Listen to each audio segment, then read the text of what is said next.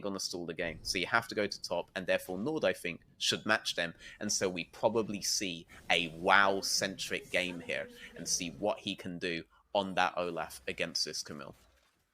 A WoW-centric game, veteran. I'm sure there are a couple of people in chat that are going to be very happy about that, as we are here. Game 3, Uniq up against NORD. This is going to be a tough one for the blue side team, but they've equipped themselves with a couple of win conditions. NORD have got a couple of win conditions for themselves. Nothing too crazy at the level 1, although Woolites and co. thinking about a late invade. No, just a ward on the red buff.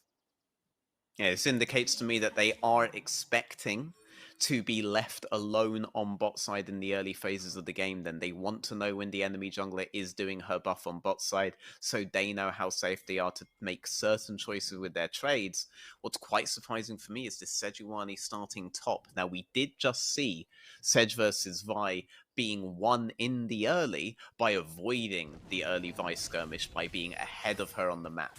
So here, what you could potentially see is the Sejuani go off of this level 2 into an immediate gank on towards the Olaf to try to fix the top wave there. But if Sejuani simply goes top to bot and this Vi goes bot to top, then I definitely favor NORD's openers here. And you could see on the minimap that WoW was even considering the possibility of early aggression from Antwer towards the top lane, because he was just sitting in that river bush, aware that the Sejuani could come for him at a moment, but didn't end up coming to pass, and we are just going to be seeing Antwer going top to bot as Fury with a pretty aggressive trade onto pull. Very aggressive trade, but he has ultimately gotten the wave in, and so the trade has worked out in his favor. Carly can't just tank all of the HP here, or Silas is just going to all in her with the Vi and get a free kill and get the crash anyway. But crucially, as the Olaf there early, yes, he was pausing, but you have to do that there when Camille isn't showing up. If Camille is leashing and you start pushing, then Camille doesn't ever have to play against you, because she's just going to sit back at tower and let the wave that you've pushed in finally crash. So well played there by WoW. Antwer, though, he wants to make his presence known. Yeah, smart gank into the mid lane, gets the flash out of Fury, who, credit to him, like, not waiting to use a summoner, just going, it's a Sejuani, it's an Akali, they could probably kill me if they lock me down on this gank, I just got to get out of there as quickly as possible. Yeah, and I think it was a mistake by Fury to be up there like that. It looked to me like the wave was bouncing heavily back into him. But it is good for Sejuani to try to be on the map earlier than Vi can be, allowing Vi to do her 5 clear, and doing similar to what we saw last game, ganking a camp ahead of when the Vi is looking to match. Good call by him. That was an advantage that he'll try to play through on 6, so on the 5:30 wave in 2 minutes. So expect Sejuani to be mid lane in 2 minutes and try to do something else. WoW, though, on top side, full combat summoners. Again, make it quite risky to go top to bot from Antwer there. Getting the recall has an item advantage. Let's see if they can prevent Camille just matching that recall, because if so, Camille's stuck there against an Olaf with full combat sums with a full advantage. Let's trying to make a play onto Woolite and Kasing there, but they're not falling for it. These guys can't be baited that easily. But both junglers are being very, very patient. Akabani pulling the trigger in the mid lane, looking for Paul, who's in the Shroud. I believe Summoner's burnt from Woolite. Yes, no flash available for him in response to Antwer's gank, and Sarah actually using the flash of his own as well. Yeah, Fury's going to be stuck here a little bit longer. He does know how long it would take for Sejuani to get to him, though. Kind of worked out for Paul. The damage that they did ended up pushing the wave into him, so he doesn't have to fight Fury here. WoW on top side has prevented Camille going in, so let's see, he could maybe freeze her out here. What he wants to do is fin the wave before he goes to something like that. It looks pretty advantageous so long as he can get the 5. He has gotten the 5. Camille needs this wave to go in. WoW needs to decide if he wants to go for the play here or not. Oh, He's going for it. Oh, he has the Not freeze. quite. Now Nihilus has to stay here. Sejuani must come up and help, because otherwise, on the next wave, Olaf's gonna be 6 with items. Camille's decided she don't want none of that. She's gonna accept that she loses some CS here and recalls. WoW is in full control of top lane, and he doesn't even have a teleport. You just got to take the L sometimes, because going up Yeah. against a level 6 Olaf with the Ghost, with the Flash, when the wave is that far away from the safety of your own tower, even on a champion as mobile as the Camille, still not a good idea.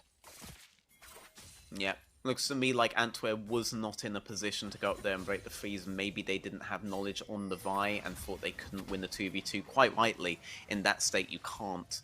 Looks like Antwerp peeling off of his race that he begun. They think they spy a potential opening in mid. Remember, the Flash is still down from the play, and we were talking about that level 6. But looks like Fury leaning too high up, so now they're instead going to try to make the play on towards Woolite and Kasing. Talking about flashes being down, currently isn't one for the Lucian, but I feel like we're like, yeah, he sniffs this one out, spots Antwer, who's going to be forced to run away. Akabane using this as a opportunity to get a little bit of an ingress into the top side jungle of Uniq, but Nias a little bit too high HP to go for the dive. But both Fury and Woolite and Kasing, of course, though Kasing's kind of just along for the ride on this champion, made the choice to just take the L, lose a couple of minions to make sure Antwerp can't get anything, while Akabane secures top. The choice is clearly being made here. The Olaf is what we're going to pivot the game around, right? And the rest of the map is accommodating it. We've talked a little bit about how other teams, like Natives, for example, are sometimes seconds off on their synchronicity. Maybe not everybody is on board with the correct plan at the same time. NORD aren't showing any of that. This is the discipline of experienced individuals and the trust that they're putting into this rookie top laner WoW, who's only a substitute for K-Corp, is quite astonishing, and they're playing around him very well. Looks like the first 2v2 of the game is about to happen. Level advantage on WoW. Yeah, Antwer's coming, but yeah, he's not going to be there in time. That's first blood to the Olaf, and with the Conqueror, he stays alive after the dive. I think they're going again. Akabane is going to start it off with the tank. A couple of tower shots will take him out, but that is massive for the Nord top laner. Absolutely huge, and Akabane there crucially took aggro with his Q over the wall into the ultimate. He took aggro from the tower because the wave hadn't crashed yet, and because he did that, Olaf was able to get those kills without that threat. Look here, right? Olaf should die, but because Akabane's taking aggro, Olaf can now flash in and get the execute without getting full tower aggro on him. The Conqueror does keep him alive through the damage of the other two, but Akabane plays that really well. WoW is now ahead on this Olaf, and there's so many things to be scared about right now if you're Uniq. The whole horror scenario I was painting earlier with how Olaf is in mid-game, it's true, ladies and gentlemen. Go watch any Olaf game to see how true it is. Some of you Olaf mains, maybe you're a bit in denial, but you are that goddamn strong in mid-game, right?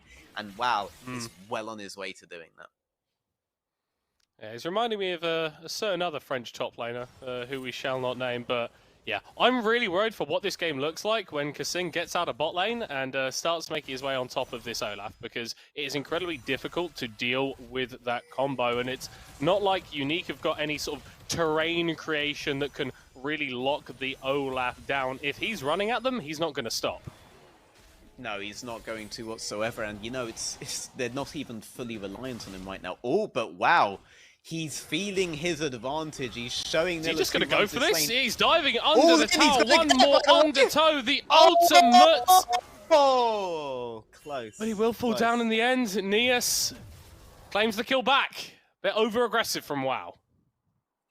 Claims the kill back, but bear in mind with the advantage WoW has, he is closer to his first item than Neelis is. They're both very expensive first items. Whoever finishes that first is ultimately the guy that's going to absolutely stomp the lane. So trading even in kills there is still going to be somewhat of an advantage for WoW, considering that he puts all of the gold in towards getting that first item. He has stacked it into a tier 2 boots. That could potentially be an error. If he trades even again on the next one, that could be Camille sat there on a Divine Sundra, on a Trinity Force Swiss. WoW might not even have his first item finished there. It's all about that race to the first item that WoW has to win. He's been doing a pretty good job so far. You see, like returning to the lane has not had quite as much impact in the first 10 minutes as we used to seeing Lucian's doing. Obviously, not being paired up with an army kills a lot of the strength of that champion. I'm intrigued to see how he goes about interacting in this game when he doesn't have that support at his side.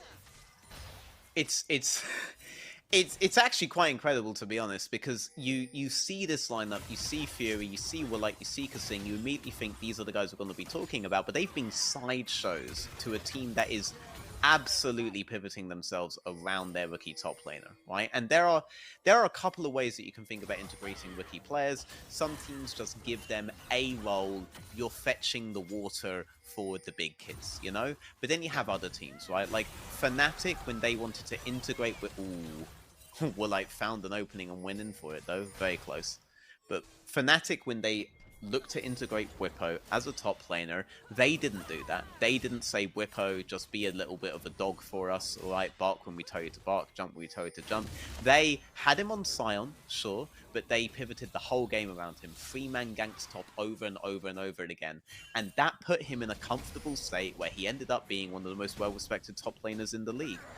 Doing this approach with WoW will make WoW more comfortable over time, right? He knows the team's willing to play around him, he knows that they trust him, so he's going to be more confident of a flare, and so he'll develop better. I actually approve of doing this, even though a lot of people wouldn't necessarily expect that on the experienced team, you put all of the onus on the inexperienced guy. But look, Fury can take the hits from any NLC player, Yeah. Willite can take the hits from any of them. Whole time we're talking, that's what's been happening, and WoW is just allowed to continue to grow this lead. 40 CS difference right now. Oh, Syra, no flash. The exhaust use, that was actually a brilliant tide away from Pedersen, but it's not enough to keep his AD carry alive. Like with a load of damage, doesn't even need the fish laney to help him out, as Akabane and Fury in the mid lane getting a fair chunk of damage down. That Herald still available in the inventory of the NORD jungler, but choosing not to use it just yet. You want to talk about first items, you have to spend on the tier and on the sheen, and those are good, but you only have one item there that helps you with your auto attacks, whereas all of Lucian's helps him with all of his abilities. Ezreal just curves too slowly to have expected to win against a 2v2 like Lucian Yuumi, and Willite Kasing are going to recognize those instances, right? Even if they're not being camped by Vi here, they're going to know when they can just win the 2v2. And WoW, I mean, he sees everyone else on the map here, he knows he's alone there, and anytime he's alone with this Camille, he's letting her know, alright? He's letting Nihilus know, okay? Buddy, you don't want to be alone with me here. I see your team there, alright? They ain't with you, they ain't here to help, alright? Mummy's not here to cry with, alright? Come face me like a man right now.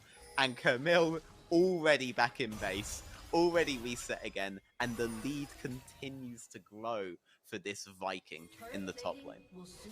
Well, I mean, you can see it from Neos. He has decided that top lane is no longer the best place for him to go. Dragging in a minute and 15 seconds, and honestly, I kind of agree with the sentiment, right? 1v1 against WoW is just going to result in a losing game, so I think trying to make a few plays with the rest of your team may be smart. Yes, for sure. I mean, especially with teleport up, yes, you can't make TP flanks anymore, but you can make a play here and then teleport to your turret. So a 5-man on Willite is... Willite is absolutely screwed. 5 members of Uniq hunting for his blood, and they will claim the kill on his cat as well. That is going to give first tower gold to WoW, who is not stopping in the top lane, got more structures on his mind. Does he get a replay of that dive?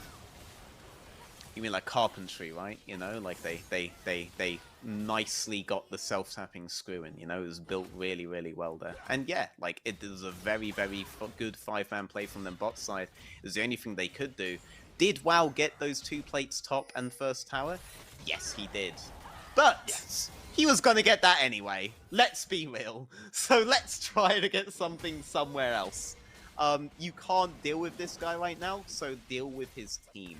And the rest of his team has been neglected, obviously neglected, a little bit because they are able to take the hits and play passively when they need to play passively, but try playing passive against 5 people, that just ain't gonna work. So good adaptation by Uniq. They're showing that they are able to stand up to some of these top tier teams. Not all their games are just going to be a stomp like yesterday, but we're at 15 minutes. That's when NORD broke open the game last time, and that's when Uniq lost.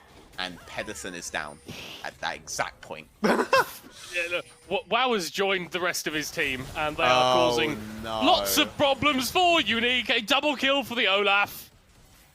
It started to get a little bit silly now, veteran. I mean, look at the 2 on the back there. He's ready for 3 more of those kills, right? Like, we were talking immediately when that happened about how this is the exact time where Uniq lost the game to Rudder yesterday and where NORD brought their game back against natives and just started stomping. And immediately, 2 kills with the Olaf. Obviously more in a group scenario, but this Olaf's absolutely unstoppable. He's well on his way to 2 items. He's well on his way to the point where he doesn't even need a team, right? He's just going to be a threat entirely on his own. Nihilus isn't even level 11 yet. Olaf could turn around and just take this fight if he wanted to. His ult's up very soon. They choose to use it around this Rift Herald as NORD take down the Drake. Uniq try and respond with a play onto Shelly, but the enemy team there just in time. Not choosing to make a move towards the Herald as, well, actually going over the wall. The Herald went so low, but it still goes in favor of Uniq. Oh no! Yuumi not on the Olaf as he is diving in on a killing spree. 2 kills already in favor of NORD as Fury is going to find Paul and look to hunt him down. Neas running for the hills, but gets punched in the face and taken out. NORD are turning the screws. They are turning Uniq into corpses as Paul will not escape from Fury's fury. You have to think that that's the game right there. First 5-on-5 they get, they leverage their advantages very well. Honestly, like, we've talked a lot about how the game's pivoted around WoW, but for me, the big thing here is Akabane has been phenomenal the whole time. He's been ahead on all of these contests. He played around WoW so well in the early game. He was able to set up his team for success. WoW's carrying through with that advantage very, very well for sure, but Akabane was such a huge part of getting the team there. So you look at the team with Fury, Woolike, Singh, and honestly, it's their compatriots that we're looking at to carry this game. And honestly, their plays there cemented it. You said the Yuumi wasn't on the Olaf, and I was kind of surprised because this Olaf was healing on my screen, but that's just how much damage he does right now, paired with that Conqueror, getting him back up before the Yuumi even touches him. Phenomenal stuff. Oh no, Antwer, you can't stand there, buddy! Cease and desist, Woolite with a 3rd kill for himself, and yeah, whilst it has been about WoW and definitely been valid reasons for giving him all the praise that he has done this game. It's not just him. There are other members of NORD that have been playing very, very well. And as well as Uniq responded in the sort of first 15 minutes and tried to keep it competitive, they're now feeling the ramifications of that top lane lead for the Olaf and started to lose more and more on other parts of the map. Yeah, for sure. I mean, Woolite was able to find those instances in bot lane with Kasing where he's able to get those 2v2 kills off. Fury has really been showing Paul, who is the dominant figure here. The whole team has played very, very well.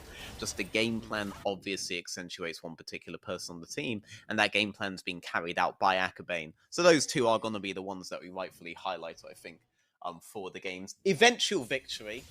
I say eventual, but you know, maybe Uniq can find a way to clap back. This Ezreal, once he gets to like 4 items, is going to be really powerful here, and he's halfway there, right? Sedge is useful. Just get to Actually, 4 not items. into Olaf, but you know, he's useful, you know. Actually, not really here, to be honest. Actually, this is quite a difficult game. Yeah. Veteran's slowly realising the dire spot that Uniq are in, and I'm sure that they've more than aware at this point. Oh, sorry, you cannot do that. You cannot stand in mid lane like this. There's so much engaged potential from NORD, and 2 health bars are off the screen in the blink of an eye. Neas and Antwer just want to be in their own jungle, but they are not allowed. The Sejuani forced away and taken down. NORD rampaging.